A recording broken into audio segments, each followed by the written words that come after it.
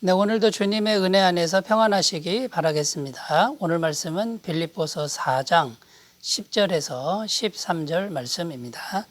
내가 주 안에서 크게 기뻐함은 너희가 나를 생각하던 것이 이제 다시 싹이 나미니 너희가 또한 이를 위하여 생각은 하였으나 기회가 없었느니라.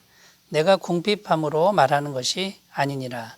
어떠한 형편이든지 나는 자족하기를 배웠노니 나는 비천에 처할 줄도 알고 풍부에 처할 줄도 알아. 모든 일, 곧 배부름과 배고픔과 풍부와 궁핍에도 처할 줄 아는 일체의 비결을 배웠노라. 내게 능력 주시는 자 안에서 내가 모든 것을 할 수 있느니라. 아멘.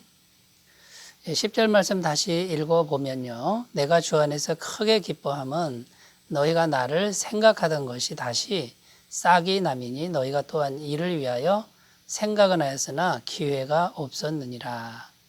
10절 이렇게 기록하고 있습니다. 여기 보면 나를 생각하던 것이 다시 싹이 나미니, 자, 바울을 생각하던 것이 다시 싹이 났다. 이 말은 선교 헌금을 다시 전달해 준 사건을 의미합니다. 바울을 생각하는 것이 선교 헌금으로 표현이 된 것이고요. 다시 싹이 났다. 이 말은 언제부턴가 선교 헌금이 중단된 것을 의미하는 것이죠. 중단되었던 선교 헌금이 이제 다시 전달되었다라는 의미입니다. 그리고 그 선교 헌금을 에바브로디도라고 하는 신실한 주님의 종에 의해서 로마에까지 전달이 된 것을 말하고 있는 거죠. 바울은 그것에 대해서 감사의 인사말을 하고 있는 것입니다. 그런데 덧붙이는 말이 있는데 11절에 보면 내가 궁핍함으로 말하는 것이 아니다. 지금 이렇게 말하고 있죠. 내가 물질이 없어서 이런 말 하는 게 아니다. 물질 때문에 하는 게 아니라 너희들의 사랑 때문에 고맙다라고 말을 하는 것이다. 지금 바울은 이것을 분명히 말하고 있다는 것입니다. 그러면서 자신은 일체에 자족하는 비법을 배웠다고 지금 이것을 말하고 있습니다. 물질이 꼭 없어도 나는 그렇게 힘들지 않다. 나는 물질이 없는 궁핍한 상황에서도 자족하는 비결을 터득했다. 이렇게 말을 하고 있는 것입니다. 그래서 이제 오늘 말씀의 주제는 자족하는 마음, 자족하는 신앙, 그것이 어떤 것인지를 생각해 보려고 하는데요.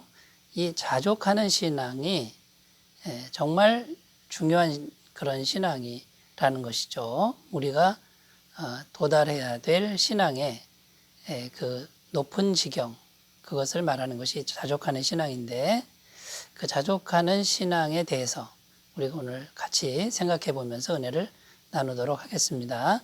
자, 첫 번째는요, 자족하는 마음은 성숙한 신앙의 증거라는 것을 말해 준다는 것입니다.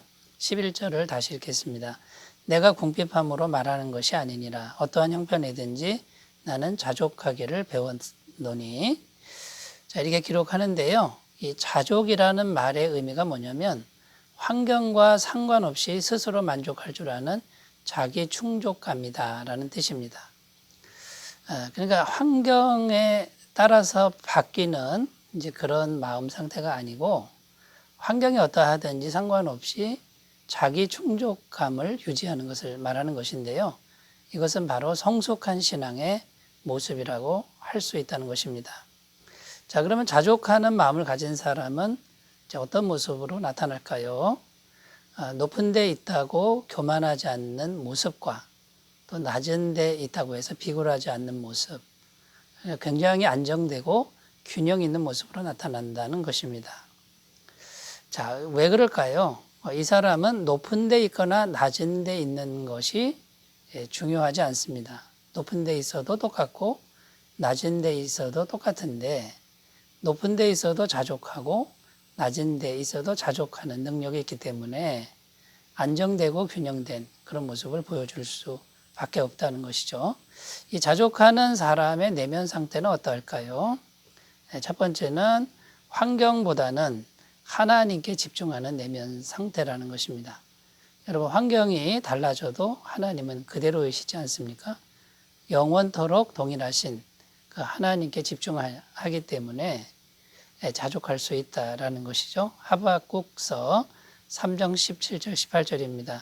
비록 무화과 나무가 무성하지 못하며 포도나무에 열매가 없으며 감람나무에 소출이 없으며 밭에 먹을 것이 없으며 우리의 양이 없으며 외양간에 소가 없을지라도 나는 여호와로 말미암아 즐거워하며 나의 구원의 하나님으로 말미암아 기뻐하리로다.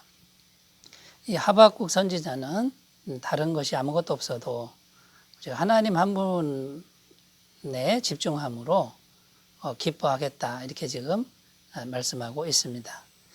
두 번째는 뭐냐면 자족하는 사람의 내면 상태는 내가 가진 모든 것이 하나님이 주신 것이다 라는 생각을 늘 품고 있다라는 겁니다. 내가 가진 모든 것이 내가 만든 것이 아니라는 것이죠. 오직 하나님이 주신 것이다. 이 생각을 항상 하는 내면 상태라는 것입니다. 고린도서 3장 5절 말씀입니다. 우리가 무슨 일이든지 우리에게서 난 것 같이 스스로 만족할 것이 아니니 우리의 만족은 오직 하나님께로부터 나느니라. 이렇게 기록하고 있습니다. 세 번째, 자족하는 사람의 내면 상태는요. 내가 가진 모든 것은 언젠가는 다 놓고 간다는 것을 늘 생각한다라는 것입니다. 디모데전서 6장 6절에서 8절 말씀입니다. 그러나 자족하는 마음이 있으면 경건은 큰 이익이 되느니라. 우리가 세상에 아무것도 가지고 온 것이 없음에 또한 아무것도 가지고 가지 못하리니 우리가 먹을 것과 입을 것이 있은즉 족한 줄로 알 것이니라. 이렇게 기록하고 있습니다. 자, 여러분 자족하는 마음이 성숙한 마음인데 여러분의 마음은 어떠합니까? 자족하는 마음의 방향으로 나아가셨으면 좋겠습니다. 자, 두 번째입니다. 두 번째, 자족하는 신앙은 삶 속에서 배움을 통해 길러진다라는 것입니다. 자족하는 신앙은 그냥 쉽게 얻어지는 것이 아니라는 것이죠. 12절 말씀입니다. 나는 비천에 처할 줄도 알고 풍부에 처할 줄도 알아 모든 일 곧 배부름과 배고픔과 풍부와 공패에도 처할 줄 아는 일체의 비결을 배웠노라. 여기 보면 바울이 배웠다라는 표현을 이제 쓰고 있습니다. 그러니까 배고픔, 배부름, 풍부와 공핍에 처할 줄 아는 일체의 비결을 배웠다. 이 말은 그냥 지식적으로 배웠다. 이런 말이 아니죠. 실제로 그 상황에 처했기 때문에 이제 배울 수 있었다. 이런 말이 됩니다. 그러니까 이 자족하는 신앙은 이론적으로 배울 수 있는 것이 아니라는 것이죠. 현실 속에서, 삶 속에서 경험하면서 배워갈 수 있는 그런 신앙이 바로 자족하는 신앙이다. 이제 이런 의미가 이제 되는 것입니다. 자, 그럼 여기서 우리가 생각할 게 뭐냐면 바울 같은 위대한 신앙인도 이런 자족하는 신앙은 쉽게 터득할 수 있는 것이 아니다라는 거죠. 배워야 되고 경험해야 된다라는 이제 그런 진리를 우리가 배우게 됩니다. 성경에 보면 예수님께서도 고난을 통해 배우셨다 이렇게 증거하고 있습니다. 히브리서 5장 8절 9절 말씀입니다. 예수님께서도 그가 아들이시면서도 받으신 고난으로 순종함을 배워서 온전하게 되셨은즉 자기에게 순종하는 모든 자에게 영원한 구원의 근원이 되시고 예수님은 하나님 아들이신데도 순종함을 배웠다 이렇게 증거하고 있다라는 것입니다. 자, 그러면 여러분 우리가 이 고난과 궁핍함과 배부름과 또 풍부와 궁핍 이런 환경에 우리가 처하게 되는데 그때 참 힘들죠. 그 힘든 순간에 우리가 반드시 기억해야 될 그런 말씀이 있습니다. 그게 뭐냐면 하나님이 다 알고 계신다라는 겁니다. 다 보고 계신다라는 것이죠.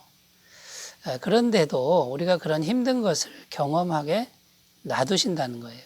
왜 그럴까요? 그 힘든 경험을 우리가 겪는 과정을 통해서 우리 신앙이 성장할 수 있다라는 겁니다.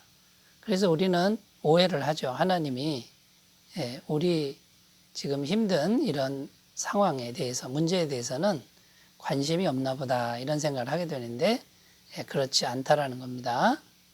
다 알고 계신다라는 것을 우리가 꼭 기억하셨으면 좋겠습니다.